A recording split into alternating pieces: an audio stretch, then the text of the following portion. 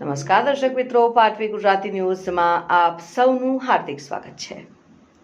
મહીસાગર જિલ્લામાં પ્રાકૃતિક કૃષિ પરિસંવાદ અને પ્રદર્શનનું આયોજન।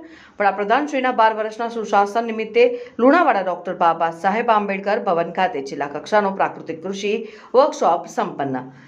વિકસિત ભારત સંકલ્પ અંતર્ગત મહીસાગર જિલ્લા વહીવટીતંત્ર દ્વારા ખેડૂતોના ઉત્થાન માટે વિશેષ પહેલ।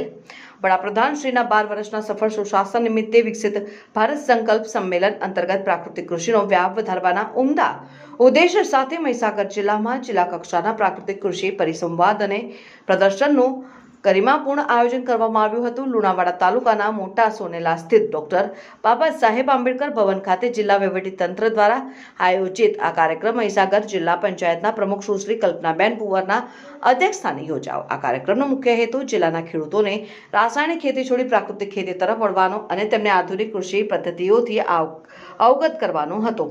પરિસંવાદની સાથે સાથે ખેડૂતોના માર્ગદર્શન માટે વિવિધ વિભાગો દ્વારા પ્રદર્શન સ્ટોલનું પણ સુંદર આયોજન કરવામાં આવ્યું હતું। આ પ્રદર્શનમાં પ્રાકૃતિક ખેતી કરતા ખેડૂતો દ્વારા ઉત્પાદિત વસ્તુઓના વેચાણ માટેના ખાસ સ્ટોલ ઊભા કરવામાં આવ્યા હતા, જેના દ્વારા અન્ય ખેડૂતોને પ્રાકૃતિક ખેતીના આર્થિક ફાયદાઓનો પ્રત્યક્ષ અનુભવ થયો હતો અને કૃષિ ક્ષેત્રે કાર્યરત જુદા જુદા વિભાગોએ પણ ખેડૂતોને સરકારી યોજનાઓ અને પ્રાકૃતિક કૃષિ ટેકનિક વિશે ઊંડાણપૂર્વક માહિતી પૂરી પાડી હતી। આ પ્રસંગે જિલ્લા પંચાયત પ્રમુખ સુશ્રી કલ્પનાબેન પુવર ખેડૂતોને સંબોધતા જણાવ્યું હતું કે જમીનની ફળદ્રુપતા જાળવવા અને માનવ સ્વાસ્થ્યને સુરક્ષિત રાખવા માટે પ્રાકૃતિક ખેતી સમયની માંગ છે।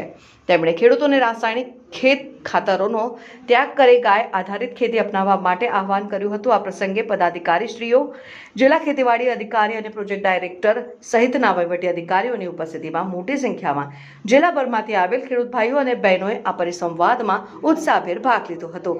કાર્યક્રમ દરમિયાન પ્રાકૃતિક ખેતીના ફાયદાઓ અને તેની પદ્ધતિઓ અંગે વિસ્તૃત ચર્ચાઓ કરવામાં આવી હતી।